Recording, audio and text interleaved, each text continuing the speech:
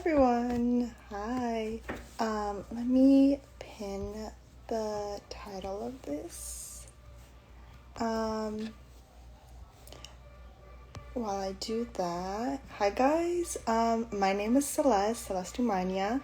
I'm here as a part of the Las Fotos Project Takeover, and I see Leah's here. Hi Tilly.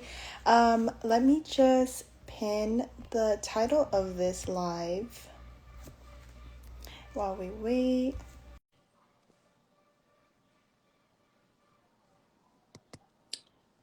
Okay. Hi, Leah. Hi. I'm typing in the title right now. No problem.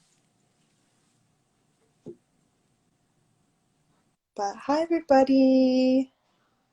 Hi, everyone. Thanks for joining us.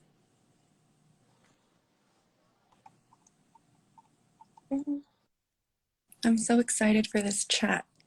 Me too. Ooh, it's gonna be so good. But hi, everybody. All right. We've got the title pinned. Amazing. Okay. Should we go ahead and get us started? Yes. Amazing. Hi everyone. I'm Leah Hubbard. I'm a mentor and now teaching artist with Las Fotos Project for the past 5 years. I usually teach digital promotoras, which is our photojournalism and documentary class. Celeste, do you want to introduce yourself? Yes. Hi, everybody. My name is Celeste. I'm a student and member of the Youth Advisory Council at Las Fotos Project. I've been with Las Fotos Project for this will be my 10th semester now, and I am a part of the CEO. That is so crazy. That is so crazy. Long time. Yeah. Before we start talking about our project specifically called Flow, we just want to have a land acknowledgement, especially because we are talking about the LA River Basin. And so we acknowledge that we're guests in the lands of Chumash, Tongva, and Quiche peoples. And we extend our respect and gratitude to the many Indigenous peoples who call these lands home. And we're very honored to be here. So as I mentioned, I'm Leah. I'm going to introduce just a little bit about this project and then you'll get to the good part, which is Celeste talking about her experience. But during the winter of 2019, between our semesters, we had a very, very quick project that was about 6 weeks, where 4 students, including Celeste, as well as Maria, Andrea, and Sochi, documented the connection between different water issues and Los Angeles and the people who live here, using photography, but also a lot of storytelling and writing and field research about the river, about water issues. So Flow, a community's relationship to water, is the exhibit that is a result of this study. And this was also created in partnership, I just wanted to mention, with a national project called Water is a Women's Issue by the Girls Club in New York. And you'll hear more about that as the students had an opportunity to speak at the United Nations, and we had a New York exhibit at the Girls Club space. So that was really exciting. So let's get into it. Celeste, are you ready? I'm ready. Okay. So this project, we only had about, I think, 4 days of field work together, right? We only had a very short time to document pictures as well as your independent work. So what was your experience like, and what were some of the favorite images that you created? Can you describe them, and why was that significant for you? Yeah, like you were saying, it was quick. It was one of like the most fast-paced projects that I've been a part of. But I think kind of just the excitement of the project kind of lended to like help with the fast-pacedness of it because I know we spent a good like full day almost in the car driving. We did. Yeah, we started from at Long Beach like in the morning, and then we ended up close to the evening at the Rio Hondo Convergence, I believe it's called. Mm, And just like to experience like kind of going along the river and like going like following its path was something I haven't done. Like I still haven't done that since then. And so doing that was so different from also taking my like independent photos, just because like at the time like I was, at home. I think I was doing school, mhm. and so it was a really big kind of like eye opener, I always say, just because of the span and the significance of the river, because I have like my independent shots kind of helped me realize my own personal relationship to water. But then that field work and all the portraiture kind of showed me like, LA's relationship to the LA River, because we met so many people along the LA River. We saw communities around the LA River, and like the change of scenery throughout was an eye opener. Yeah, I remember we stopped at so many different points where at some points it was really accessible, and other places at the Rio Hondo Convergence we had to park in some random road and walk on a bridge that probably pedestrians shouldn't have been on, right? And to think that that's where our river is, that was really interesting compared to the park kind of space in Long Beach, or the other bike paths. um, so yeah, what were some of your favorite images that you created from either the river or your house? Yeah, I love, there's a picture I have. It was really ironic, I think, too, and kind of like a good like showing that it rained like for the majority of Yeah, like length of our project. It was raining a lot, so we got to like shoot a lot of that. And I have a porch at my house, and so it's a picture of like, I think after the rain it's like still overcast, and my sister has had these pair of pink rain boots, pink sparkly rain boots, and they were like right by the door of my porch. And so I took a shot of that, of like the rain boots, and I love that shot. That was one of my independent shots. And it was like that little pop of like little rain boots, like that's almost never there. Like those rain boots are no longer there. Like the because we live in LA, like I'm surprised she had rain boots. I've never owned a pair of rain boots myself. But I love that shot, like the contrast, and then you can so like it's so easily like you can tell that it was raining, that there was rain, that there has been rain. And like I love that shot. And then I have another one where I'm not sure where it was. I think it was either in Long Beach or Rio Hondo, but it was a shot of the river, and there's like a 99-cent store cart in the river. It's just kind of there, and like there's all this like trash and like debris and like foliage like around the little cart. And it's just like it was so weird. It was like, I think we saw it and we were like, what is that? Like we were so surprised by that. I was like, what is this doing here? Like, how did it get there? Why is it still? And mm-hmm. I was like, oh my God. Like, it kind of like, it was kind of sad to see it as well. Like, as much as like I was able to get that shot, it was kind of sad to see that like that's where things end up. Like this river, like that is like supposed to be like a beautiful like natural resource that like we preserve, is not being preserved. Like it has like 99-cent store card with trash full of it in. Oh, And then I think my last like favorite one would be there. We have like Tibetan monks. I took a portrait of Tibetan monks like long, I think.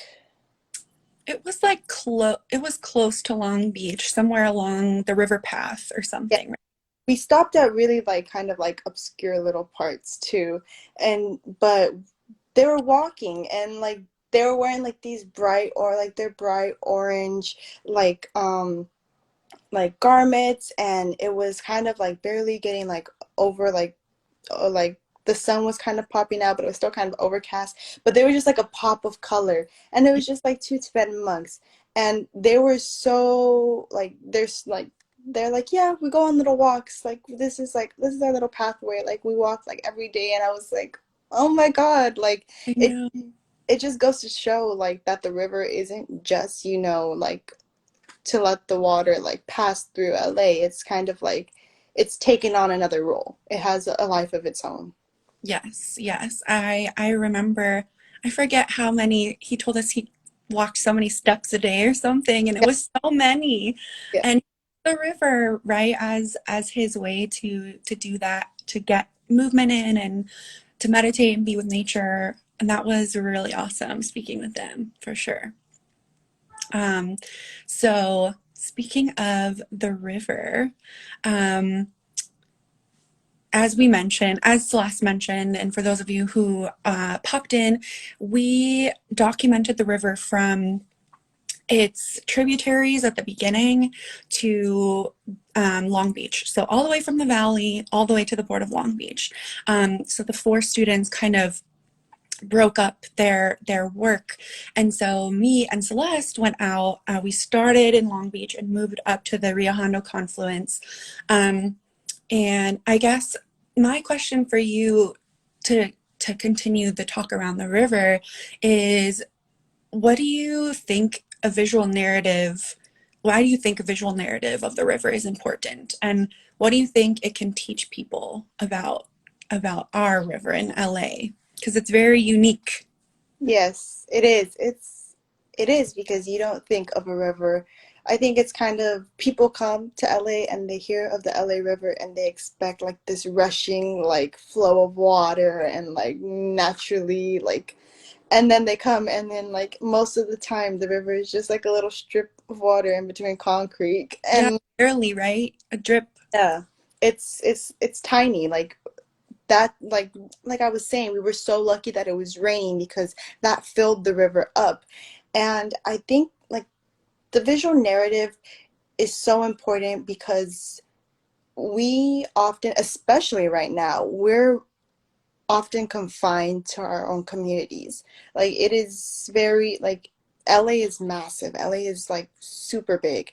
So it's hard to see like every single point of like the LA River or to see like other communities. Like we forget sometimes that like I'll go in, I'm like, oh my God, like this kind of looks like where I live, but like I'm all the way like in Whittier or something. And like those connections and like the mundane connections because along the river there was like a consistent theme of like families being on the river. There was a Mhm. consistent theme of like appreciating nature along the river. And so like these visual narratives go to show like compare and contrast. Like it goes to show how we're all the same, yet how like our lives are all different at the same time because we don't all live in the same place. Like the LA River is different. Like my LA River might be different from someone near Long Beach's LA River. Like we have different mentalities, different ideas, but at the same time, we all like we don't like someone in Long Beach wouldn't go swimming in the river. I wouldn't go swimming in the river, but we might both go walking along the river, or we might both use it to go, take a bike ride. Like Mhm. these visual narratives go go to show points of views. Like maybe Yeah. own, but someone else who sees a picture might resonate and might be like, "Oh my God, like that's what I do. Like I do that too." And so I think that's what Flow like, was able to do and Mhm. able to show people. Yeah, there's even parts where you can kayak. I've done it. Really? Yeah. And it's actually quite clean. So it's just such a diverse use and look of the river all along it. And so I think um, on the exhibit page online, which we'll link you to later, all of the students actually used those images and we pinned where we took them on a Google map to make our own kind of geospatial map of what the river looks like at the different points from the start to the end. And it's just really cool to see how it changes, how it flows differently, right? Yeah. Um, So another important thing, and who we learn a lot from about the river, are Indigenous water protectors. So we, each student was able to interview and shoot portraits of a local Indigenous woman water protector. So Celeste, do you want to tell us about your portrait subject and what you learned from her? Yes. So, my portrait subject was Elder Julia Bogany, I believe is how you pronounce her last name. She was a Tongva elder, and it was, oh, I don't know how to explain it. She was so wise and caring, and just she had an air about her that was so open, that was so, she knew what was going on in her, like to her land and in her community and, to her natural resources. But at the same time, she wasn't like angry or upset about it, because when she would talk to me and she would talk to me about the history of the Tongva people and like their relationship to like water and like preserving water, preserving the land, she was constantly telling me how, that it's our job, and that like looking back and seeing the history is always going to come back to help shape the future.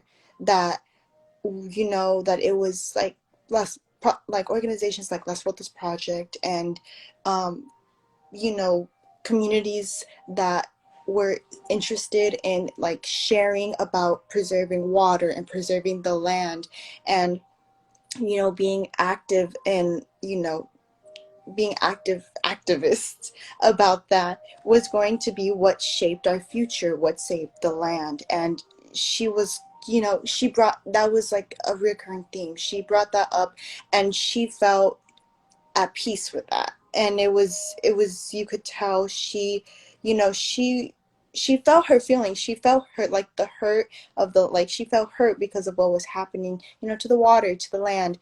But at the same time, it she didn't let it turn her into an angry person. She let it turn her into a hopeful one, and to, a peaceful one. And I'm very grateful that I was able to, meet with her and have that conversation, and to, photograph her, because Yeah. we heard recently that sadly she passed. And, you know, just thinking about it, I was like, oh my God, oh my God, like I won't ever be able to, talk to her again. And like, she hopefully, will be able to continue talking about her and talking about what she hoped for and what she wanted, and that Mhm. hopefully the fruition. Yeah, you're so lucky that you got to spend time with her. And also, your portraits live on, right? Your portraits of her, they exist for eternity. And I'm sure she's resting in power now. So that's an amazing experience that you had to be able to spend time with her. And can you tell everyone where you took the pictures of her? Yes, we took pictures at, I don't know what stop it is on the Metro Gold line, but do you know? I think Cypress Park, was that right? That sounds right.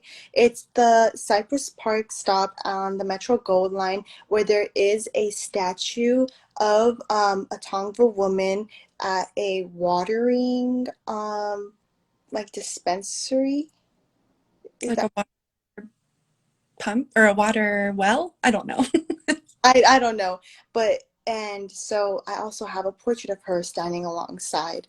But she told me, I believe she showed me pictures of like archives that she had found of like the original story of that woman before the sculpture was made. So yeah, so and Yeah, she learned a little bit about that sculpture as well. that's very cool. Yes, and I just want to make a plug too for the water protector I spent time with, Jessa, and she was amazing as well. Kind of learning about um, how to better listen to Indigenous voices and understand Indigenous practices as well, right? To address climate change and to address sustainability issues. And they're very knowledgeable about all of that. So we appreciated our time so much with the water protectors. So, um, next, and everyone, I'll pause. If you're on, feel free to ask questions in the chat as well. Celeste can answer those. So after our exhibit in LA, where we had the map on a computer screen for people to look at, we had everyone's pictures everywhere, beautiful, like hanging, reflecting kind of sculptures on the ceiling to kind of indicate water shining. We got to travel and you got to present at the United Nations in New York City. Um, and this was a collaboration, as I mentioned, with Lower East Side Girls Club. They had an opportunity to advocate at the UN and also have their own exhibit for all these issues, right, that are connected to sustainability, environmental racism. So first, just tell me about how did you like the trip? Was it amazing? No, it was amazing. It was my first time traveling cross country. Um, it was my first time in New York, and it was, It yes, it was my, just a, my city girl. yes.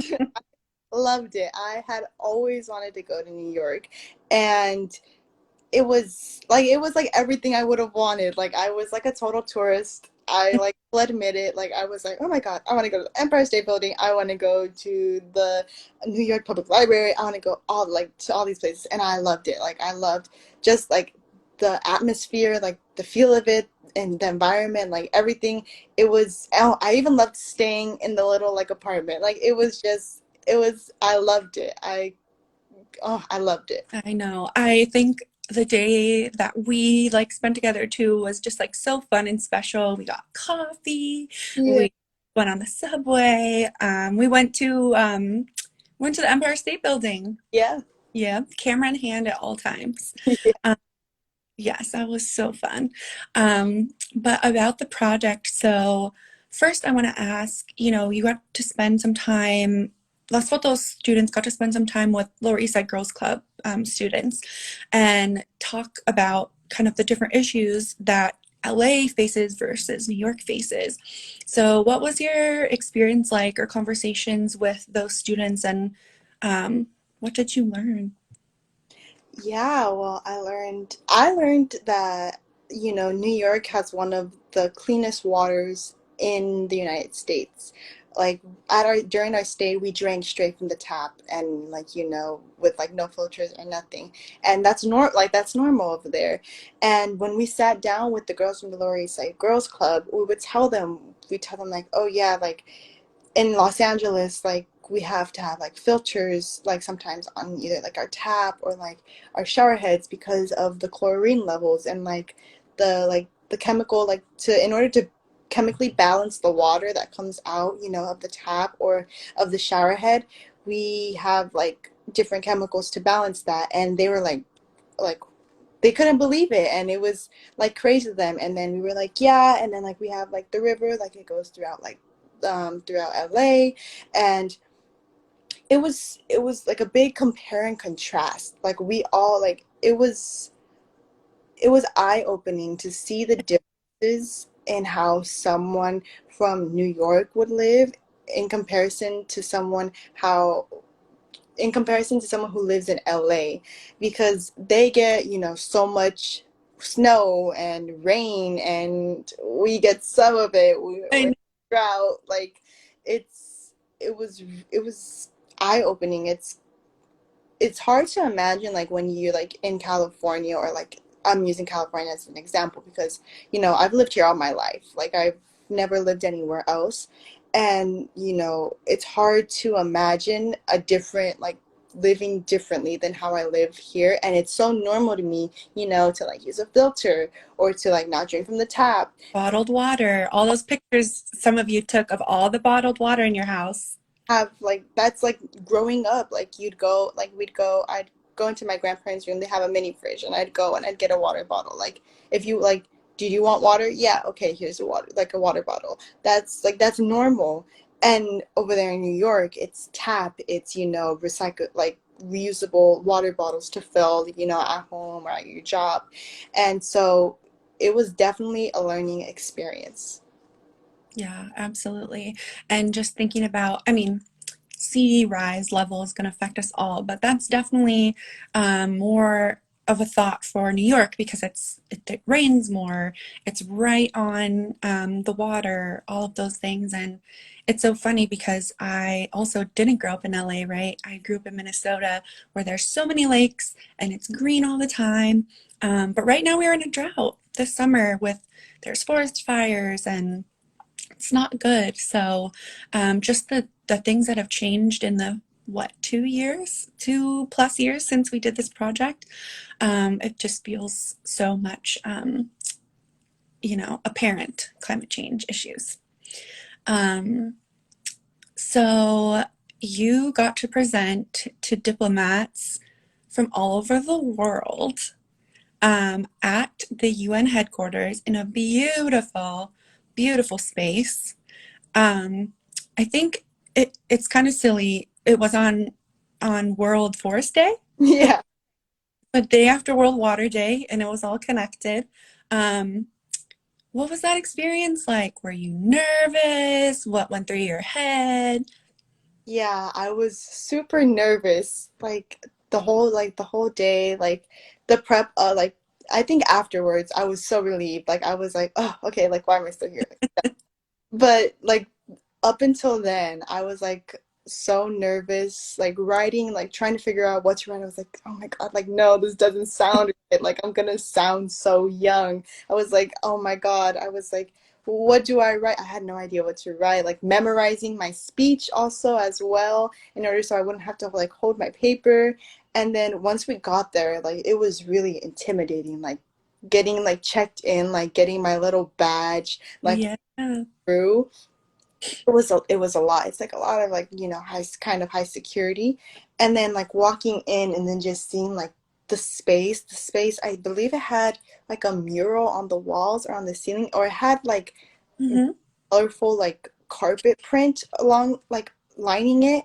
And it was just, and then once the diplomats got there, I believe we got there before the diplomats began getting there, and Yeah. we had our little seats on the side like reserved. And once they got there, I was like, oh my gosh, like it like kind of clicked into my head. Like I was like, oh my God, like these are actual like diplomats like from around the world, and I have to present in front of them.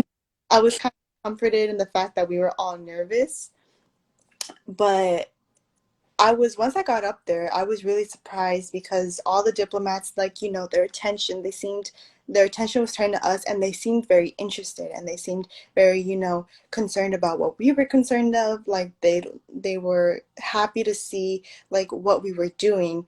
And, afterwards, like some of them came up, they talked to us. I believe I have a few business cards from a few diplomats somewhere like in my little bag that I have from that trip. So it was it was like a crazy experience. Like I don't believe I'll ever have an experience like that again. And I'm like so thankful that I got to do it. And it's like a really proud moment. Like I'm really proud of that moment. Like I believe that myself and the girls and like the teaching art, like you and Alyssa and other Leah and Maria and like all of us, and Arlene, she was our teaching artist. We all had worked so hard, and that was just like the pinnacle of all our work, and it was hard work, paid off. Yes, yes, absolutely. Yes, and we were all in it together. The girls from Lower East Side Girls Club came with us as well. But once y'all got up there, I mean, you practiced with us a few times, and then when you got up there, you all did such a good job. Sometimes that pressure makes you perform really well in the moment, right? But that was so fun. And I know the rest of the day you probably were coming down from an adrenaline rush, but you got through it. So Okay, we're almost at our time. But I just want to know one last thing from you. Like, what do you want folks who see our flow exhibit, your flow exhibit, to get from it? What do you want them to really think about? For me, I really want people to like start realizing like their relationship and the impact they have because, I was really impacted by what Elder Julia was saying, how, if we keep talking about it, if we keep bringing it up, like if we, kind of fight for our place to speak and to, take action, you know, it'll come to fruition.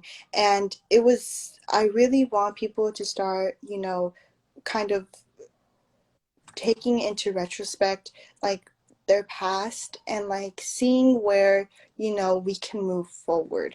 I think that educating ourselves, like taking the time, like if something like piques your interest, or like you have a question about something, like to ask questions, to get educated in order to help others educate themselves. And I feel as a collective whole, like Los Angeles, once we're all educated and we all have, our own ideas on to how to help, you know, our home. Like this is like where we don't get a Yeah. second chance. Like this is where we're living. Choose to live here. Like if we choose to live here, like why not make it the best that we can? Like, have Angelino pride, be, like if you have questions, like ask. Like there's no harm in asking, like there's no harm in educating yourself and taking the time to see, like, where you play into like every. Mhm. Absolutely. Those are great suggestions. I love that, Celeste. Um, so I don't think we had any questions in our chat, but thank you all for joining us. The last couple things you want to close out, that was Celeste's kind of call to action. Let's all do our part to, um, recycle, save water, um, advocate to our electeds for safe and clean water.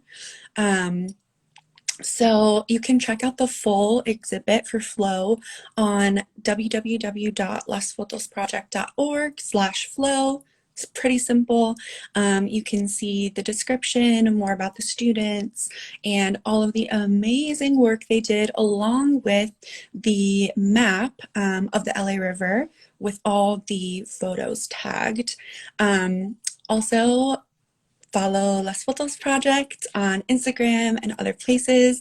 Thank you so much to LA River X for this collaboration. And thank you, Celeste, for talking with me today. No, thank you, Leah, for your very thoughtful questions. It's so awesome whenever we get to reconnect. So I love it. Me too. Oh, thank you, everyone.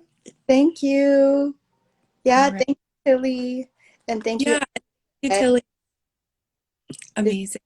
such and yeah, this has been such an amazing collaboration. Yes. All right, Celeste is in charge of saving our video here, and we'll see you soon on the internet, everyone. Bye. Bye.